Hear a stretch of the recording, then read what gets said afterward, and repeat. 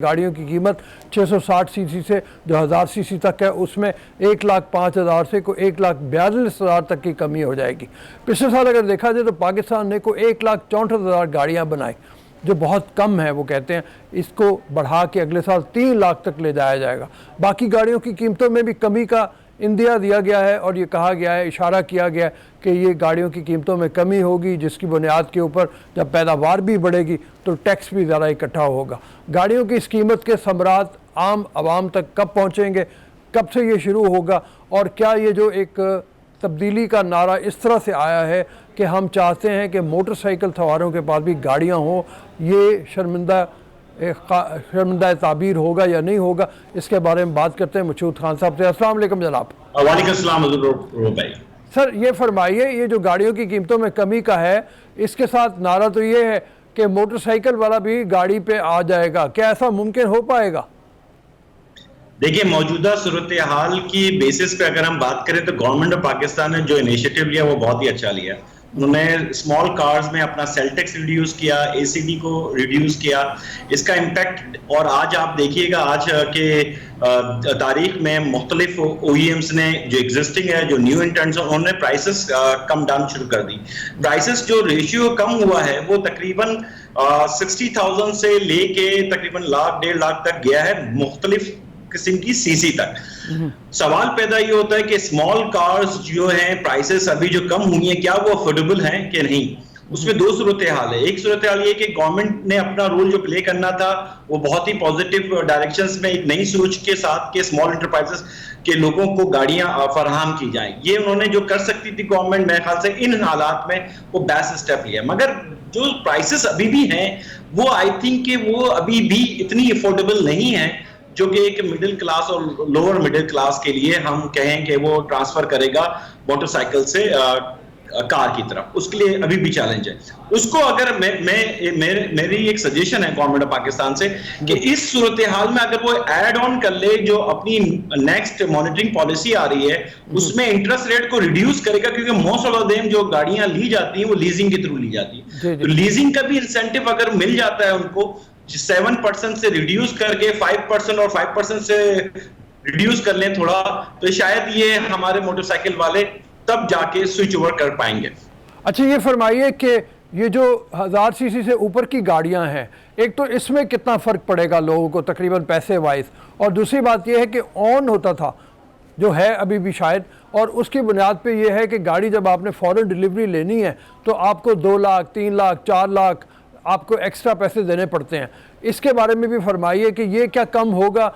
फौरी गाड़ी अगर आप लेना चाहें कितने महीने के बाद आपको ऑर्डर के मिल पाएगी?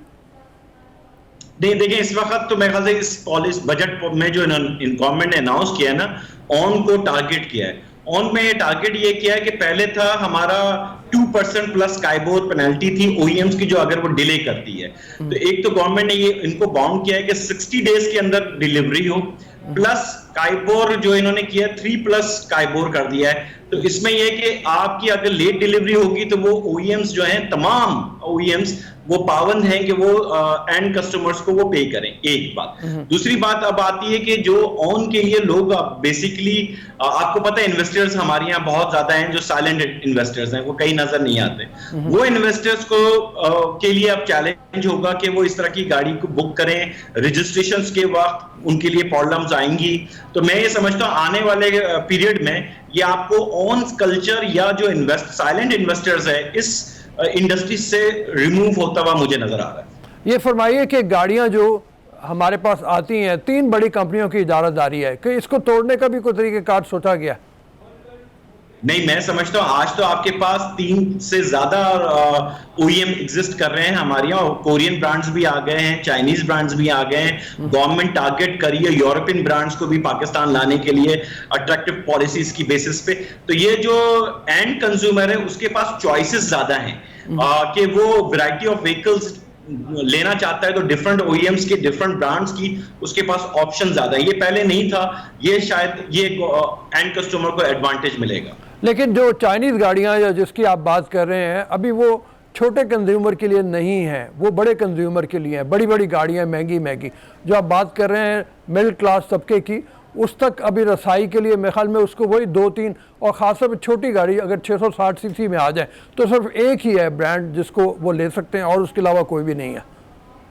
नहीं, इस वक्त जो रऊफ भाई दो बड़े नए लोग आए हैं। एक तो है आपकी कोरियन ब्रांड जो कि आपको स्मॉल कार में एक सेगमेंट मिल गया है जिसका नाम पिकांटो है। दूसरा यूनाइटेड वाले हैं जिन्होंने अपनी 800 सीसी और 1000 सीसी की गाड़ी इंट्रोड्यूस कराई हुई है। तो ये दो सेगमेंट्स आपको ऑप्शन मार्केट में मिल रहे हैं। इसके साथ साथ जब आज इन्होंने जो बजट पॉलिसी दी है और जो नई पॉलिसी देने वाले हैं उसमें यकीनन नए प्लेयर्स के लिए एक अच्छा सेगमेंट है कि वो स्मॉल कार्स इंट्रोड्यूस कराएं पाकिस्तान के अंदर, ताकि वो वैरायटी और ऑप्शंस लोगों को मिलें। ये आने वाले कल में ये मजीद ऐड ऑन होगा।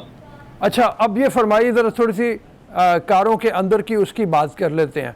जो छोटी सस्ती गाड़ी है उसके अंदर भी क्या वही फैसिलिटीज़ आपको मिलेंगी जो इंटरनेशनल ब्रांड में गाड़ियों में मिलती है?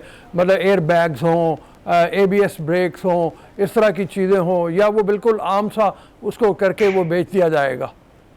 नहीं, मैं ये समझता हूँ आज की जो एंड कस्टमर्स हैं, कंज्यूमर्स हैं, उनके पास अवेयरनेस बहुत ज्यादा हो गई है। ऐसी सूरत हाल में जो कंपनी भी इन फीचर्स को रिमूव करेगी, मैं समझता हूँ उसकी एक्सेप्टेंस नहीं मिलेगी। तो मार्केट में अवेयरनेस इतनी ज्यादा है कि इस तरह के फीचर्स को आप एलिमिनेट नहीं कर सकते अपने नए आने वाले मॉडल्स में। उसका होना अशद जरूरत होगी और एंड कस्टमर तभी एक्सेप्ट करेगा जब ये सारे इंटरनेशनल स्टैंडर्ड के फीचर उसके अंदर मौजूद होंगे। और आने वाले लोग ऑलरेडी इस पे काम कर रहे हैं कि ये सारे फीचर्स के साथ पाकिस्तान में गाड़ियां लॉन्च कर रहे हैं। इलेक्ट्रिक हवाले से बताइए, इलेक्ट्रिक कारों के हवाले से काफ़ी सहूलियात देने की बात हुई है और ये कहा जा रहा है कि आइंदा आने वाले सालों में इलेक्ट्रिक कार्स ही होंगी जो ज़्यादा चल रही होंगी। और गवर्नमेंट के बारे में कहा जा रहा है कि वो इसके बारे में मतलब एक श्योर करना चाह रही है, मेक श्योर करना चाह रही है कि एनवायरनमेंट फ्रेंडली गाड़ियां हो। तो उसके बारे में भी बताइए। इस वक्त जो सूरत हाल है उसमें ग्लोबली देखें तो एक ट्रेंड है कि हमें सस्टेनेबिलिटी के साथ एनवायरनमेंट चाहिए। उस एनवायरनमेंट की बेसिस में आपके इलेक्ट्रिकल व्हीकल्स का वर्ल्ड वाइड अगर आप देखें तो ये मार्केट क्रिएट हो रही है। मगर अनफॉर्चुनेटली दुनिया में इस वक्त इलेक्ट्रिकल व्हीकल जो मार्केट शेयर है वो 4% है। It's not a big volume. तो पाकिस्तान जैसा अंडर डेवलप्ड कंट्री है उसके लिए ये बहुत बड़े चैलेंजेस हैं। हम गाड़ी को लॉन्च कर सकते हैं पाकिस्तान के अंदर, मगर उसके लिए जरूरत होगी आपको बेसिक इंफ्रास्ट्रक्चर की।